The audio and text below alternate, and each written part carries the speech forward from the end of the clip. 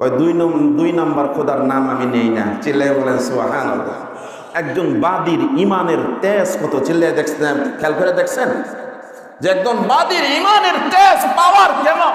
কয় দুই নাম্বার খোদার নাম আমি নেই না, এক নাম্বারটার নাম নিছি যিনি আসমান আর জমিনের মালিক, আসমান আর জমিনের উপরে নিচে মাঝখানে যা আছে, যার ইবাদত করে, যার তাসবিহ পাঠ করে, জিনিস পরিচালনা করেন, আমি ওই আল্লাহর নাম নিয়েছি। সুবহানাল্লাহ।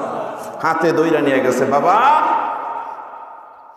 তোমার খায়, তোমার পরে, তোমার বাড়িতে বসবাস করে, তোমার রাজ্যের ভিতরে থাইকা তোমারে খোদা মানে না, আরেকটারে মানে। কয় এত বড় পাওয়ার তোকে কে দিয়েছে? কয় যিনি বানিয়েছে তিনি দিয়েছে। জোরে বলেন, যিনি বানিয়েছে তিনি দিয়েছেন। ভয় লাগে না? কয় ডোন্ট কেয়ার, তোমার মতো খোদারে ভয় পাই না, ভয় পাই একজনকে। সুবহানাল্লাহ বলেন। ভয় পায় তাকে, তোমাকে ভয় পায় না। জীবনের প্রতি মায়া নাই? ওই সবারই আছে, তবে আল্লাহর জন্য জীবনটা দিতে রাজি আছে। সুবহানাল্লাহ।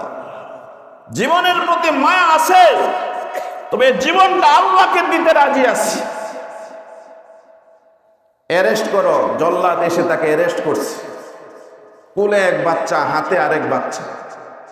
কোলের বাচ্চার বয়স 8-9 মাস, হাতেরটার বয়স 4-5 বছর। আপনারা বলেন তো দেখি, পৃথিবীতে মা জননী সন্তানকে যে পরিমাণ মহাব্বত করে, পৃথিবীর হায়াতে, পৃথিবীর জমিনে মায়ের মতো মহাব্বত করার মতো দ্বিতীয় জন আরো আছেন? কথা বলেন, আছে? নাই।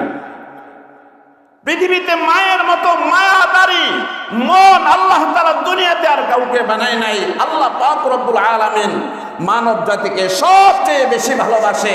তারপর আল্লাহর হাবিব রাহমাতুল আলামিন, উম্মতের পাগল, উম্মতের দরদি, যাকে আল্লাহ তাআলা পুরা জগৎবাসীর জন্য রহমত করে পাঠাইছে, এরপর তিনি ভালোবাসে। এরপরে যার মায়ার স্থান, তিনি হলেন গর্ভধারিণী মা। অ্যারেস্ট করার পরে বলতেছে, এই তাড়াতাড়ি আসো, তাড়াতাড়ি আসো, চুলা জ্বালাও, কড়াইয়ের মধ্যে তেল ঢালো, গরম করো। সঙ্গে সঙ্গে ফেরাউনের আদেশে লাকড়ি আইনা চুলা করে বড় বড় কাঠের খণ্ড দিয়া উপরে নিচে আগুন জ্বালাই দিয়া উপরে তেল ঢাইলা দিয়া কড়াইয়ের মধ্যে গরম করে, আর বলে সময় আছে, সময় থাকতে ফিরে আসো, আমাকে খোদা বইলা মাইনা নাও। কয় প্রশ্নই ওঠে না, তোমাকে খোদা মানবো তো মানবো কেমন করে? তোমাকে যদি খোদা মানি, উপরে তো আমার জায়গা হবে না। তোমাকে যদি খোদা বলে স্বীকার করি, তাহলে আমার আল্লাহর সাথে গাদ্দারি করা হবে।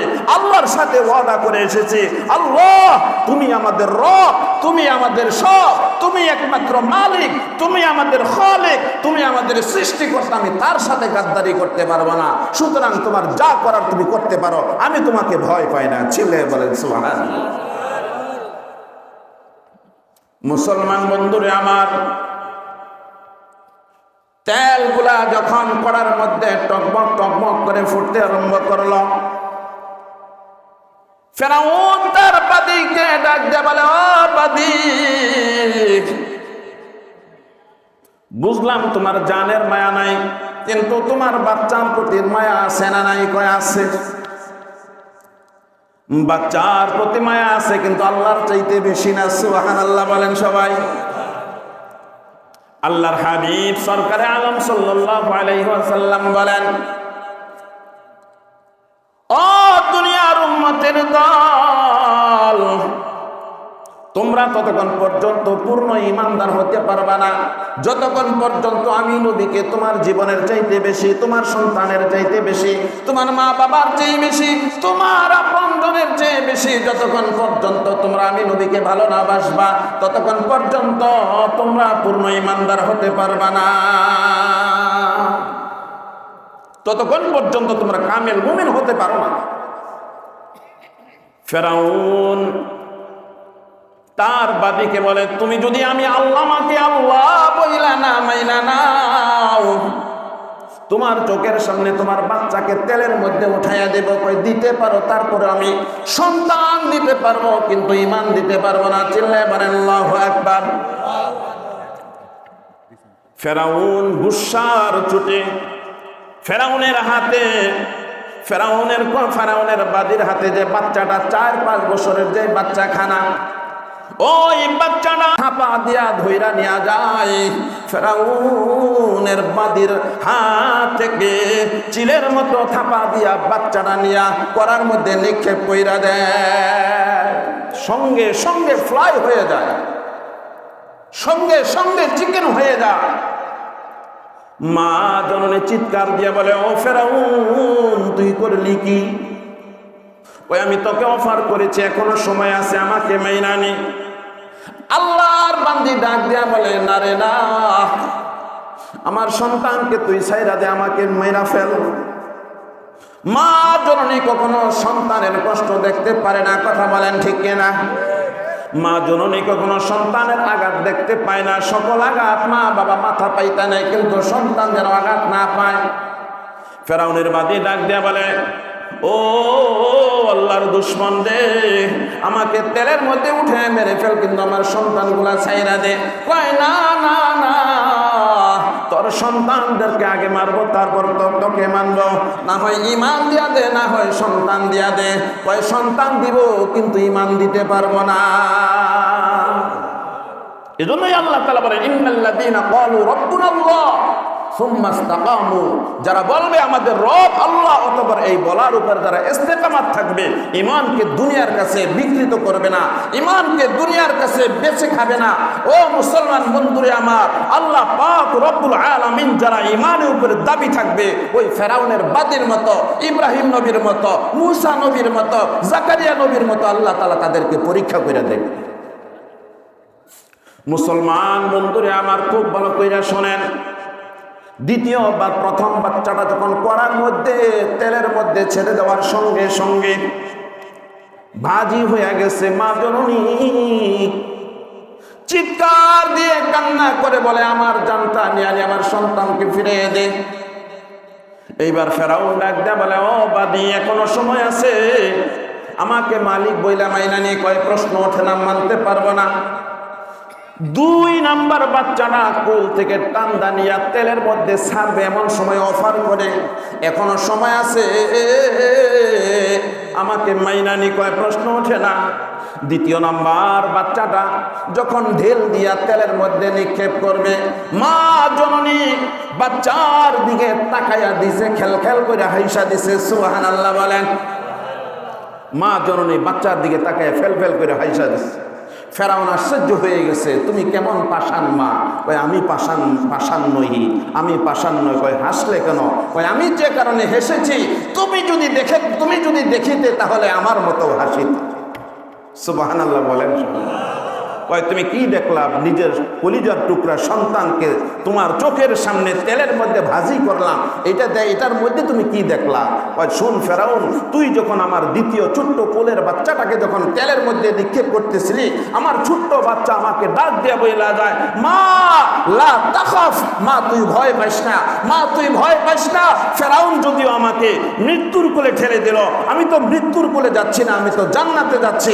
মা তুমি তোমার ঈমানের উপরে টিকে থাকো, ঈমানের উপরে অটল থাকো। আমি জান্নাতে গেলাম, তুমিও জান্নাতে আসো, আমরা সবাই মিলে জান্নাতে থাকবো, একসাথে জান্নাতে দেখা হবে। এতে ছিল ভাই ঈমানের উপরে অটল থাকা, এটাকে বলা হয় ঈমানের উপরে স্থির থাকা। সাহাবায়ে আজমাইন, এক একজন সাহাবা, বুখারীর হাদিস, সাহাবীর নাম হচ্ছে হযরতে খাব্বাব রাদিয়াল্লাহু তাআলা আনহু। ঈমান আনার অপরাধে, কালেমা পড়ার অপরাধে তাকে কাফের বাদশা ধইরা নিয়ে গেছে। ভাই কে কথা বলেন? দয়া করে ওখানে কথা না বললে ভালো হয়। কাফের দল তাকে ধরে নিয়ে গেছে, ধরার পরে তাকে অফার করে, হয় তোমার ঈমান ছাড়ো, না হয় জীবন দিতে হবে। আল্লাহর বান্দা, আল্লাহর নবীর সাহাবী হযরতে খাব্বাব রাদিয়াল্লাহু তাআলা আনহু বলে, আর জালেমের দল, আল্লাহ যে জীবন আমাকে দিয়েছেন, এমন হাজারো জীবন যদি আল্লাহ তাআলা আমাকে দান করেন, আর প্রতিবার যদি আমার জীবনটা আল্লাহর জন্য দিতে হয়, আমি 1000 বার আল্লাহর জন্য জীবন দিতে রাজি আছি। 40 জন তীরন্দাজকে চতুর্মুখে দাঁড় করাই দিছে। আর আল্লাহর নবীর সাহাবী হযরতে খাব্বাব রাদিয়াল্লাহু তাআলা আনহুকে খেজুরের ডুমার শুলির ভিতরে চড়াইয়া, খেজুরের ডুমার শুলি হলো, এটা ধরেন খেজুর গাছ, এটা গাইরা, এখানে ওই যে ডেকি আছে না, ডেকির যে গাছগুলা, যেখানে ডেকির গোড়া থাকে, ওখানে দেখেন ছিদ্রি করে বা কাইটা ওখানে যে এই বসায় না, পাতালি করে এই বসায়টাকে কি বলা হয় জানো? যাই হোক, যেটা বলা হয় আর কি, কাঠি যেটাকে বসানো হয় ওই রকম করে বসায় উপর দিয়ে আবার খিল লাগাই দিচ্ছে। হযরতে খাব্বাব রাদিয়াল্লাহু তাআলা মাথা ঘাড় ওইটার ভিতরে দিয়ে উপর দিয়ে খিল লাগাই দিছে। চতুর্দিকে 40 জন তীরন্দাজকে ধনুকের ভিতরে তীর নিয়ে তারা দাঁড়াই রয়েছে। এক হুকুম করবে আর 40টা তীর একসাথে হযরতে খাব্বাব রাদিয়াল্লাহু তাআলা আনহুর শরীরের মধ্যে বিঁধবে। এমন অবস্থায় তাকে রেখে তাকে জিজ্ঞাসা করে, ঈমান কি ছাড়বা নাকি তীরের আঘাতে মারা যাবা? ঈমান থেকে বিচ্যুত হয় না আল্লাহর নবীর সাহাবী, ঈমান থেকে বিচ্যুত হয় না, ঈমান থেকে বিচ্যুত হয় না। কোন অবস্থাতেই যখন ঈমান দিতে রাজি হয় না, কাফের বাদশা তাকে ডাক দিয়ে বলে, আচ্ছা তোমাকে এর চাইতে আর একটু সহজ কইরা দেই। খাব্বাব রে, তোমাকে ডাক দিয়া বলি, শোনো, ঈমান দিতে কই না, বলো তো দেখি তোমার জায়গায় তোমাকে সাইরা দিয়া তুমি যাকে নবী বইলা মাইনা নিছো, মুহাম্মদ ইবনে আব্দুল্লাহ, মুহাম্মদকে যদি আজকে শুলিতে চড়াইয়া দেওয়া হয়, এটার উপরে তুমি যদি শুধু রাজি হয়ে যাও, তার বিনিময়ে তোমাকে ছেড়ে দিব। তোমার পরিবর্তে তোমার নবীকে এখানে শুলিতে চড়ানো হবে, এটার উপরে তুমি যদি শুধু মৌখিক স্বীকারোক্তি দাও, তাতেই আমি তোমাকে ছেড়ে দেব। আল্লাহর নবীর সাহাবী তার শরীরের ভিতরে যখন মুহাম্মদ সাল্লাল্লাহু আলাইহি সাল্লামের বিরুদ্ধে কথা বলেছে, আল্লাহর নবীকে শুলিতে চড়াবে, চড়ায় নাই, এতটুকু কথা যখন বলেছে, হযরতে খাব্বাব রাদিয়াল্লাহু তাআলা আনহু বিদ্যুৎ গতি তার শরীরের ভিতরে কারেন্ট তৈরি হয়ে গেছে, লাফ দিয়ে শুলিমুড়ি ভেঙ্গে আর বলতেছে, এই বদমাইশ কাফের ইতরের দল, আল্লাহর দুশমন, খবরদার খবরদার, আরেকবার যদি আমার নবীর বিরুদ্ধে কোনো কথা বলিস তাহলে তোর জীবনটা এই মুহূর্তে খতম করে ফেলবো, একভাবে তোর দেহ থেকে মাথাটা আলাদা করে ফেলবো। আল্লাহ আমাকে যে জীবন দিয়েছে, আমার ওই নবীর জন্য যদি এই জীবনটা শতবার যদি আল্লাহ আমাকে জীবন দেয়, আবার যদি আমাকে শহীদ হতে হয়, আবার যদি আল্লাহ আমাকে জীবন দেয়, অথবা যদি আমাকে আবার শহীদ হতে হয়, 1000 বার এই জীবন আমি আমার নবীর জন্য দিতে রাজি আছি। 1000 বার আমি আমার নবীর জন্য জীবনটা দিতে রাজি আছি। একথা বলার সঙ্গে সঙ্গে 40 জন তীরন্দাজকে হুকুম করেছে, সঙ্গে সঙ্গে 40টা তীর হযরতে খাব্বাব রাদিয়াল্লাহু তাআলা আনহুর শরীরটাকে ঝাঁঝরা করে ফেলেছে। কালেমা পড়তে পড়তে দুনিয়া থেকে বিদায় নিয়ে চলে গেছে। কাফের আর মুশরিকের কাছে তারা কখনো মাথা নত করে না। এই চিল্লায় বলেন ঠিক কিনা?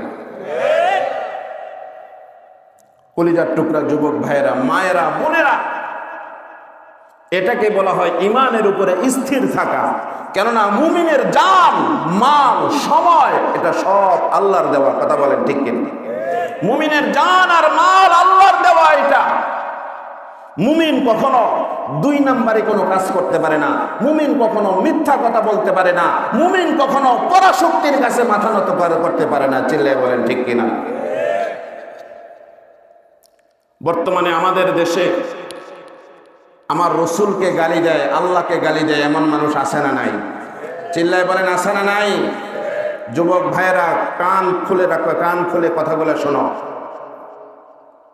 তোমার মতো যুবককালে আল্লাহর নবীর সবচেয়ে প্রিয় সাহাবী যিনি হযরত ওমর রাদিয়াল্লাহু তাআলা আনহু, 22-23 বছরের যুবক যখন, তিনি তখন ইসলাম গ্রহণ করে ইসলামকে শক্তিশালী করেছে। চিল্লায় বলেন সুবহানাল্লাহ। হাসান আর হুসাইন রাদিয়াল্লাহু তাআলা আনহু যুবক বয়সে দুনিয়া থেকে ইসলামের জন্য শহীদ হয়েছে।